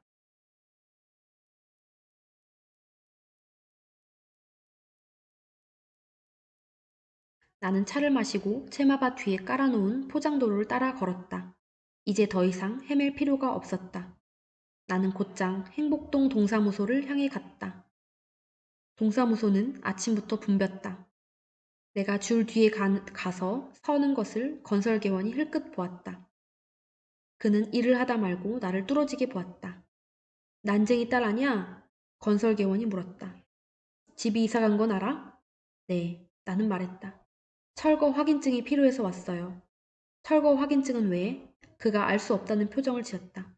입주권을 팔았잖아. 팔아버리고 무슨 필요로 그러는 거야? 그 세단차 사나이가 사갔지. 옆 사나이가 말했다. 나는 몇 초 동안 가만히 서 있었다. 아저씨는 어느 편이에요? 내가 말했다. 아파트에 들어가야 할 사람은 저희예요. 따는 그래. 개원이 옆 사나이를 보았다. 그들은 어깨만 들었다 누웠다. 서류를 갖고 있어? 서류는 무슨 서류야? 당사자 입주인데. 개구장과 표현만 있으면 돼. 그걸 갖고 있다면 우리가 할 말은 없어. 여기 있어요. 나는 표찰과 철거 개구장을 내주었다. 두 사람이 그것을 받아 대장과 비교해 보았다. 옆 사나이가 표찰을 큰 통에 던져 넣었다. 그 안에 많은 표찰이 들어 있었다. 우리 표찰이 가벼운 생철 소리를 내며 그것들 위에 떨어졌다. 건설개원이 용지를 내주었다. 나는 거기에 써넣었다. 아버지의 이름, 주민번호, 생년월일, 무허가 건물 발생연도를 써넣으며 나는 손을 떨었다. 글씨가 제대로 써지지 않았다. 몸이 약해져서 그래. 나는 생각했다. 큰오빠의 말대로 나는 어렸을 때부터 잘 울었다. 눈물이 앞을 가려 잠시 멈추었다가 썼다. 철거 확인원은 건설개원 앞으로 밀어놓았다. 철거 일시를 모르겠어요. 내가 말했다. 개원은 나를 빤히 쳐다보며 물었다. 어디가 있었어? 나는 말하지 않았다. 그는 1970년 10월 1일이라고 써넣었다. 이상한 것도 모르지? 네. 아무 이야기도 못 들었어? 나는 다리에 힘까지 빠지는 것을 느끼며 책상 모서리를 짚고 섰다. 옆 사나이가 건설개원을 쿡 찔렀다. 개원은 위 사실을 확인함. 옆에 작은 도장을 찍고 그것을 안쪽 사무장에게 넘겼다. 나는 줄 밖으로 나서며 이마를 짚었다. 가벼운 미열이 전신에 일었다. 안쪽에서 사무장이 일어서며 나를 손짓해 불렀다. 그는 행복체 1동장 위에 직인을 찍었다. 그것을 내주기 전에 나를 창가로 데리고 갔다. 사무장은 큰 길 건너 포도밭 아랫동네를 가리켰다. 위에서 세 번째 집이야. 그가 말했다. 그대가 아주머니를 찾아가. 윤신의 아주머니. 전부터 아버지를 잘 아시는 분이야. 하루에도 몇 번씩 여기까지 오셨었어. 너를 찾느라고. 저도 전에 뵌 적 있어요. 내가 말했다. 구청에 들렀다. 주택공사로 가야 돼요. 일을 끝내고 갈게요. 그 아주머니가 다 말씀해 주실 거다. 사무장이 말했다. 친절하신 아주머니야. 고맙습니다. 인사를 남기고 밖으로 나왔다. 사무장과 이야기하는 동안 직원들이 나를 보고 있었다. 그들은 무언가 나에게 말하고 싶어 했다. 잠시도 그곳에 서 있을 수 없었다. 큰 길로 나가 택시를 잡았다. 슈퍼마켓 앞을 지날 때 빵집이 보였다. 다른 아이들이 내가 했던 일을 하고 있었다. 거기서 고개를 돌렸다면 우리 동네를 한눈에 볼 수 있었을 것이다. 나는 참았다. 차마 고개를 돌려 볼 수 없었다. 구청 일은 좀 쉽게 끝났다. 나는 주택과로 가서 철거 확인증을 내주고 입주 신청을 했다. 구청 층계를 내려오면서 심한 어지러움을 느꼈다. 몇 년을 밖에서 산 것 같았다. 그가 나를 더욱 약하게 만들었다. 나는 집을 나온 다음 편한 잠을 이루어 본 적이 없다. 나는 모태에서뿐만 아니라 출생 후에도 충분한 영양을 보급받지 못했다. 집을 나온 다음 그와 대한 식탁은 늘 풍성했다. 그 영양은 축적이 되지 않았다. 내가 받는 정신적 압박 때문만은 아니었다. 나에게 맛있는 음식을 제공한 그가 거기서 취한 열량을 다시 빼앗아 갔다. 마지막 밤을 꼬박 세운 것도 영향을 주었다. 아무데나 눕고 싶은 생각뿐이었다. 빨리 일을 끝내고 시내 아주머니를 찾아가야지. 그 아주머니가 나를 식구들 옆으로 보내줄 것이다. 나는 새벽에 왔던 길을 되밟아 갔다. 남산 터널을 빠져 제3 한강교를 건넜다. 벌판에 서 있는 그의 아파트가 보였다. 나는 가방을 열고 안에 들어있던 그의 칼을 만져보았다. 상아로 만든 칼자루 윗부분에 작은 구슬만한 쇠가 붙어 있었다. 그것을 누르면 칼날이 튀어나온다는 것을 나는 알고 있었다. 주택공사 입구에서 차를 세웠다. 많은 사람들이 공사 정문을 향해 걸어갔다. 나는 서둘러 그들 속으로 들어갔다. 가만히 서 있어도 앞으로 밀려갔다. 나는 사람들에게 밀려 마당 안으로 들어갔다. 하얀 건물이 햇빛을 반사해 눈이 부셨다. 잔칫날 같았다. 몇 군데에 차일까지 쳐져 있었다. 나는 신청용지를 타는 곳에 갔었다. 차례가 되자 직원이 시 접수증을 보자고 했다. 그 직원이 신청용지를 내주었다. 나는 줄 밖으로 나서며 아파트 임대 신청서의 내용을 쭉 읽었다. 그 임대 조건 중에 신청자와 입주자는 동일인이어야 하며 제3자에게 전대하거나 임차권을 채권의 담보로 제공할 수 없음이라는 것도 있었다. 죽어버린 조문이었다. 그 조문이 든 신청서에 아버지의 이름, 주소, 주민번호를 적어 넣었다. 다시 손이 떨렸다. 다리에 힘도 빠져 주저앉을 것 같았다. 신청서를 써가지고 다음 줄에 가 섰다. 내가 선 줄에 재개발 지구의 주민은 나밖에 없었다. 그런데도 줄 앞 책상의 직원은 모든 사람들에게 묻고 있었다. 산 거죠? 알면서 묻고 있었다. 사람들은 그 물음에 얼른 대답하지 못했다. 산 거죠? 그 직원이 나에게도 물었다. 네, 샀어요. 아프지만 않았다면 나는 대답했을 것이다. 불친절하고 기분 나쁜 사나이였다. 나는 아팠다. 나는 아무 말도 하지 않았다. 그 직원은 신청 용지, 시 접수증, 주민등록 등본을 철바퀴로 눌렀다. 그 위에 접수 도장을 쿡 찍었다. 그것을 받아 돌아서다 말고 나는 몸을 숨겼다. 줄 반대쪽으로 들어가 건물 바로 앞쪽을 살폈다. 바로 그가 그 승용차 앞에 서 있었다. 그는 건강한 몸으로 서 있었다. 나는 아픈 몸을 숨기고 그가 나가기만을 기다렸다. 그와 마주친다면 나는 그를 죽일 생각이었다. 그는 아직까지 한 번도 죽음에 대해 생각해 본 적이 없을 것이다. 인간이 갖는 고통에 대해서도 그는 아는 것이 없다. 절망에 대해서도 모를 것이다. 빈 식기들이 맞부딪히는 소리, 손과 발, 무릎, 그리고 이가 추위에 견디지 못해 맞부딪히는 소리를 그는 들어본 적이 없을 것이다. 그가 원할 때마다 알몸으로 그를 받아들이며 삼킨 나의 신음소리도 듣지 못했을 것이다. 그는 벌겋게 달군 쇠로 인간에게 낙인을 찍는 사람들 편이었다. 나는 가방을 열어 칼을 만져보았다. 그가 손을 흔드는 것이 보였다. 건물로 들어갔다. 그는 그의 승용차는 사람들 옆으로 밀치면서 주택공사 마당에서 나갔다. 눈물이 또 나의 눈에 내배었다. 그는 가진 것이 너무 많았다. 나는 사람들을 따라 업무가로 들어갔다. 그 안에서도 줄을 섰다. 손으로 이마를 짚고 차를 기다렸다. 어디 아파요? 나의 차례가 되었을 때 직원이 물었다. 괜찮아요. 나는 말하며 들고 있던 것들을 넘겨주었다. 직원은 나의 서류를 확인했다. 한 아주머니가 물을 받아주었다. 나는 물을 마셨다. 격리과 사람들은 아무것도 묻지 않았다. 그들은 돈 액수를 확인한 다음 영수증에 도장을 찍어 내주었다. 이제 됐어. 내가 말했다. 사람들이 나를 보았다. 그들은 알았을까? 나는 주택공사 건물을 등지고 나왔다. 거리에 쓰러지지 않고 시내 아주머니네 집까지 갔다. 아주머니네 집 초인종을 누르고 우리 동네를 보았다. 우리 집이, 이웃집들이, 온 동네의 집들이 보이지 않았다. 방죽도 없어지고 벽돌 공장의 굴뚝도 없어지고 언덕길도 없어졌다. 난쟁이와 난쟁이의 부인, 난쟁이의 두 아들, 그리고 난쟁이의 딸이 살아간 흔적은 거기에 없었다. 넓은 공터만 있었다. 시내 아주머니가 딸의 이름을 큰 소리로 부르며 나와 나의 몸을 부축해 안았다. 안녕하세요 하는 인사도 제대로 못했다.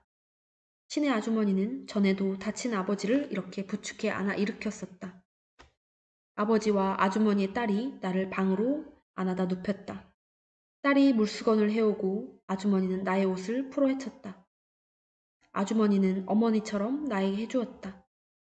물수건으로 얼굴을 닦아주고 손과 발을 닦아주고 푹신한 이불을 내려 덮어주었다. 고맙습니다, 아주머니. 내가 말했다. 나는 겨우 눈을 떴다. 자, 아무 말도 하지 마라. 아주머니가 말했다. 의사 선생님을 모셔오마. 오늘은 아무 얘기도 하지 말자. 괜찮아요. 내가 말했다. 저절로 눈이 감겼다. 잠을 못 잤을 뿐이에요. 잠이 와서 그래요. 그럼 잠을 자라. 한잠 푹 자. 빼앗던 걸 찾아왔어요. 잘했다. 이사 간 데를 아시죠? 알장쿠. 사무장님을 만났어요. 잠이 들 듯 말 듯한 상태에서 나는 말했다. 아주머니가 다 말씀해 주실 거라고 했어요. 다른 말은 없었지? 무슨 일이 있었어요? 한잠 자라. 자고 나서 우리 얘기하자. 말씀을 듣기 전엔 못 잘 것 같아요. 내가 다시 눈을 떴다. 아주머니의 딸이 마루로 나갔다. 이내 대문 소리가 들렸다. 병원으로 의사를 데리러 가는 길이었다.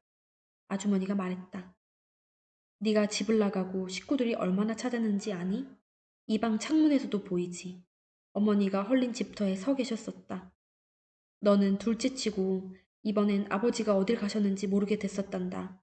성남으로 가야 하는데 아버지가 안 계셨어. 길게 얘기를 해 뭐 하겠니? 아버지는 돌아가셨어. 벽돌 공장 굴뚝을 하는 날 알게 됐단다. 굴뚝 속으로 떨어져 돌아가신 아버지를 철거반 사람들이 발견했어. 그런데 나는 일어날 수가 없었다. 눈을 감은 채 가만히 누워 있었다. 다친 벌레처럼 모로 누워 있었다. 숨을 쉴 수 없었다. 나는 두 손으로 가슴을 쳤다. 헐린 집 앞에 아버지가 서 있었다. 아버지는 키가 작았다. 어머니가 다친 아버지를 업고 골목을 돌아 들어왔다. 아버지의 몸에서 피가 뚝뚝 흘렀다. 내가 큰 소리로 오빠들을 불렀다. 오빠들이 뛰어나왔다. 우리들은 마당에 서서 하늘을 쳐다보았다. 까만 쇠공이 머리 위 하늘을 일직선으로 가르며 날아갔다. 아버지가 벽돌 공장 굴뚝 위에 서서 손을 들어 보였다. 어머니가 조각마루 끝에 밥상을 올려놓았다. 이야 하는 울음이 느리게 나의 목을 타고 올라왔다. 울지마 영희야. 큰오빠가 말했었다. 제발 울지마. 누가 듣겠어. 나는 울음을 멈출 수 없었다. 큰오빠는 화도 안 나? 그치라니까. 아버지를 난쟁이라고 부르는 악당은 죽여버려. 그래, 죽여버릴게. 꼭 죽여.